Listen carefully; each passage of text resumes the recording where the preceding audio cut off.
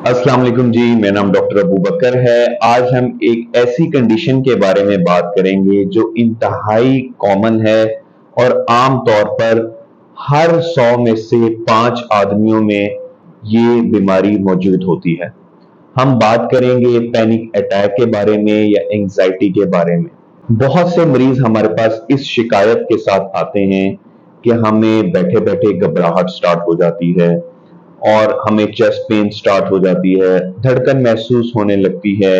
AC वाला माहौल है लेकिन इसके बावजूद भी गर्मी लग रही है, पसीने आ रहे हैं, बार बार पानी पीते हैं, बार बार वॉशरूम जाके यूरिन पास करना पड़ता है और कुर्सी पे बैठे हैं, फिर अभी बैठ के फिर उठ के चलना शुरू कर देंगे, फिर चलने के बाद फिर बैठ जाएंगे। यहां तक कि ऐसी कंडीशन पेशेंट्स को हमारे पास इमरजेंसी में आने पे मजबूर कर देती है और इमरजेंसी में उनका वर्कअप होता है, ईसीजी और एको होती है और टेस्ट आने के बाद पता चलता है कि उनको कोई ऐसी प्रॉब्लम नहीं है।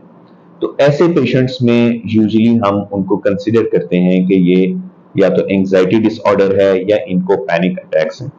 इनकी जो अलामात हैं ये बहुत इंपॉर्टेंट हैं जो मैंने अभी डिस्कस की हैं। इसके अलावा पेशेंट्स को ऐसा लगता है कि जैसे उसको अभी मौत आ जाएगी और उसकी मौत वाक़या हो जाएगी। ये इंतहाई खतरनाक अलामात हैं। इसके अलावा पेशेंट्स कहते हैं कि हमें रात को नींद नहीं आती, हमें अंधेरे से डर लगने लगता है। तो ये कुछ अलामात ऐसी हैं जो इंतहाई इंपॉर्टेंट है। अगर आप में ये अलामात हैं तो सबसे पहले तो आप परेशान बिल्कुल भी मत हों। देखिए, लाइफ में दो चीजें बहुत इंपॉर्टेंट हैं। एक है क्वालिटी ऑफ लाइफ और दूसरी है क्वांटिटी ऑफ लाइफ। इतने साल मेडिकल की फील्ड में काम करने के बाद मैं ये इस बात पर पहुंचा हूं कि हमारा क्वालिटी ऑफ लाइफ पे तो कंट्रोल है, बट हमारा क्वांटिटी ऑफ लाइफ पे कोई कंट्रोल नहीं है। और अगर हम अपनी क्वालिटी को बेहतर करना चाहते हैं तो फिर हमें अपनी क्वांटिटी ऑफ लाइफ को यानी लेंथ ऑफ लाइफ को कि यानी हमारी जिंदगी कितनी लंबी है इसके बारे में नहीं सोचना। हमें यह सोचना है कि हमारी जो जिंदगी है उसको हमने अच्छे तरीके से कैसे गुजारना है, क्योंकि जो चीज हमारे कंट्रोल में है वो है क्वालिटी ऑफ लाइफ, यानी हम अपनी जिंदगी को बेहतर कैसे कर लें। जबकि जो लेंथ ऑफ लाइफ है यानी हम अपनी जिंदगी को बढ़ा नहीं सकते, अपनी उम्र को बढ़ा नहीं सकते, ये हमारे बिल्कुल भी कंट्रोल में नहीं है।